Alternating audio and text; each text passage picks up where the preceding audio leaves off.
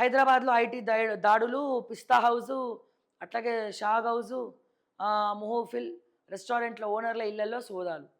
15 చోట్ల 30 బృందాలు ఏకకాలంలో తనిఖీలు, దాడుల్లో కీలక పత్రాలు, నగదు స్వాధీనమట. మరి ఎంత స్వాధీనమైంది ఏందైందో చెప్పాలి.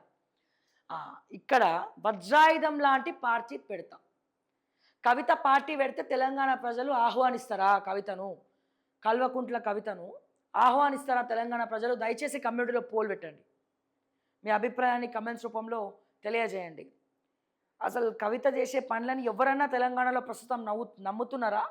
వెనకాల బలమైనటువంటి స్ట్రాటజీ ఉందనుకుంటున్నారా? ఈ కవిత గారు చేసేటువంటి పనులన్నీ కూడా రేవంత్ రెడ్డికే కలిసి వస్తున్నాయి. ఏ రకంగా చూసినా ఆయనకే ప్లస్ అవుతుంది తప్ప కవితకే రకంగా కూడా ప్లస్ అవుతలేదు. మనశ్శాంతి లేదు. సరే, ఇక్కడ చూస్తే ఎవరు నమ్మే పరిస్థితిలో లేరు. లిక్కర్ స్కామ్లో వెళ్ళినప్పుడే ఎవరు నమ్మలేదు. సో దాని తర్వాత ఇప్పుడు అసలే నమ్మకం లేదు కవిత విషయంలో. ఏదో డ్రామా ఆడుతున్నారు, అంతా కల్వకుంట్ల ఫ్యామిలీ అంతా డ్రామాలు ఆడుతున్నారు అని చెప్పి అనుకుంటున్నారు. ఆ డ్రామాలో భాగంగానే ఇది ఒక కొత్త డ్రామా అనుకుంటారు తప్ప ప్రజలు ఎవ్వరు కూడా నమ్మే పరిస్థితి లేదు. ఇక వజ్రాయుధంలాగా పార్టీ అంటే మీది ఒక్కరిదే ఇక తక్కువైంది. ఇప్పుడు పార్టీలు తెలంగాణలో ఉన్న పార్టీలు ఏమో ఒక్కటి పనిచేస్తలేరు. ఇక మీరు వచ్చి తెలంగాణలో పార్టీ పెడతామంటే ఎవరైనా నమ్ముతారని నమ్మే పరిస్థితి ఉందా?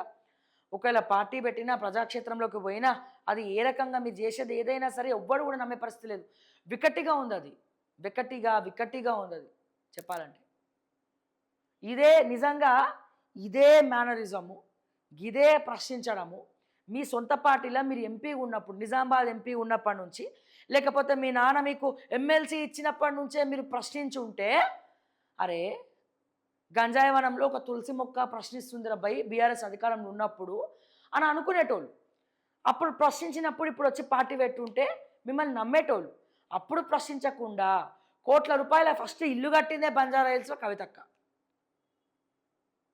హరీష్ రావు ఆస్తులు ఎన్ని ఉన్నాయో, సంతోష్ ఆస్తులు ఎన్ని ఉన్నాయో, కేటీఆర్ ఆస్తులు ఎన్ని ఉన్నాయో, కేసీఆర్ ఆస్తులు ఎన్ని ఉన్నాయో, అంతకన్నా మించి కూడా మీకు కూడా ఉన్నాయి కదా మరి ఆస్తులు, చాలా ఆస్తులు ఉన్నాయి.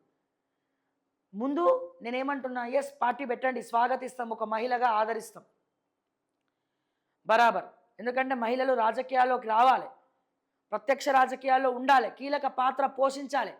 33% రిజర్వేషన్ కాదు 50% రిజర్వేషన్ రావాలి. కానీ ఎప్పుడన్నా ఈ 33% రిజర్వేషను కేసీఆర్ ఉన్నప్పుడు మాట్లాడిండ్రా? ఎక్కడ మహిళలను రాజకీయంగా ఎంకరేజ్ చేస్తే కవిత ఇన్ఫ్లుయెన్స్ తగ్గుతుంది, మా కవితకి పేరు రాదు, మిగతా వాళ్ళకి పేరు వస్తుంది అని చెప్పి మిగతా మహిళల్ని కూడా బీఆర్ఎస్ పార్టీలో తొక్కి పెట్టిండ్రు. ఎవరి కోసం? కల్వకుంట్ల కవిత కోసమే. మిగతా మహిళలను విజయారెడ్డి బయటికి ఎందుకు వచ్చింది మీ బీఆర్ఎస్ పార్టీలోకి వెళ్ళి? ఇప్పుడు మళ్ళా ఈ ఖైరతాబాద్ టికెట్ విజయారెడ్డికి ఇస్తామని చెప్పి విజయారెడ్డిని బీఆర్ఎస్ పార్టీలకు పిలవాలని చూస్తున్నారు. ఎందుకు వచ్చింది చెప్పు? విజయార్ బిడ్డ విజయారెడ్డి ఫీల్డ్లో తిరుగుతూ ఉంది కదా, ఎందుకు బయటకు వచ్చింది?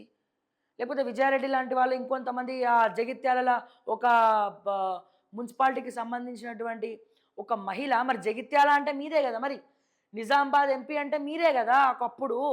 మరి మీ ఏరియాలో ఒక మహిళ బీఆర్ఎస్ నుండి ప్రాతినిధ్యం వహించి అక్కడ మున్సిపల్లో జెడ్పీటీసీగానో ఏదో జెడ్పీ చైర్మన్గా ఉంటే ఆమెను ఏడిపించి కాల్చుక తిన్నాడు కదా నీ బినామీ అయినటువంటి ఆయన సంజయ్.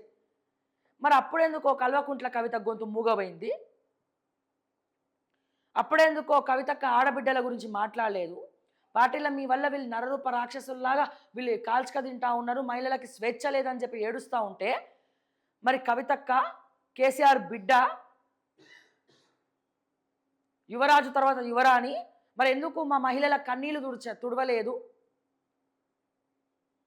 ప్రియాంక అనే విద్యార్థి డాక్టర్ అక్కడ ఒక అత్యాచారానికి గురయ్యో ఏదో అయ్యి వరంగల్ మెడికో చనిపోతే ఎందుకు ఆమె గురించి మీరు మాట్లాడలేదు?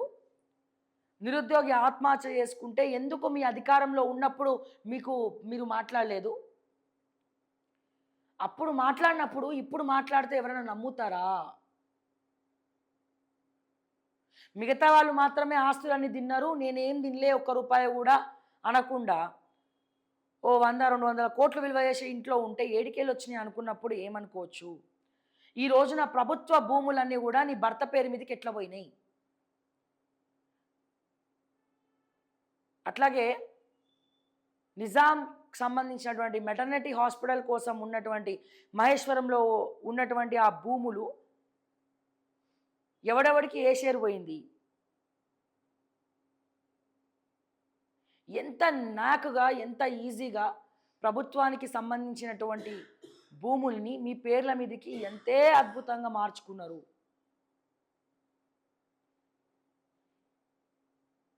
వాళ్ళు సుద్దపుసలేం కాదు, మీరేం కాదు, అందరికందరే దొందుకు దొందే.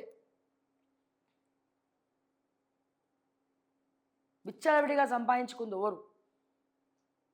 సంతోష్తో సహా.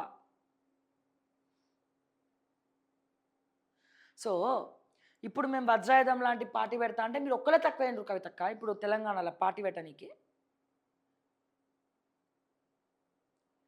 నేను మళ్ళా చెప్తున్నా, అప్పుడు మీరు ఇదే ప్రశ్నించుంటే మీరు అధికారంలో ఉన్నప్పుడే సొంతోళ్ళకి కుంపటి పెట్టుంటే ప్రశ్నించుంటే ఇప్పుడు తెలంగాణ ప్రజలు అసలు అప్పుడు మిమ్మల్ని అరెస్ట్ కూడా చేయలేకపోతుండే, ప్రజలే వచ్చి కాపలా ఉండేది. అరే తెలంగాణ ముఖ్యమంత్రి బిడ్డ ముఖ్యమంత్రినే ప్రశ్నిస్తుంది, కేసీఆర్నే ప్రశ్నిస్తుంది, మహిళల గురించి, రిజర్వేషన్ల గురించి, బీసీల గురించి, వీళ్ళు తిన్న ఆస్తుల గురించి ప్రశ్నిస్తుంది అని చెప్పి తెలంగాణలో ఉన్నటువంటి ప్రతి మహిళ మీకు బ్రహ్మరథం బట్టి ఈడీ కానీ సిబిఐ కానీ మీ దరిదాపుల్లో కూడా రాకుండా చూస్తుండే వీళ్ళే. కానీ ఇప్పుడు మీ వజ్రాయుధం లాంటి పార్టీని నమ్మే పరిస్థితి ఉందా? అప్పుడు ప్రశ్నించలేదు, ఇప్పుడు తంతే ఈడికి వచ్చి ఇప్పుడు పార్టీ పెడుతున్నారు. ఎవరి కోసం ఇదంతా అని చెప్పి ప్రశ్నల వర్షం కురుస్తుంది.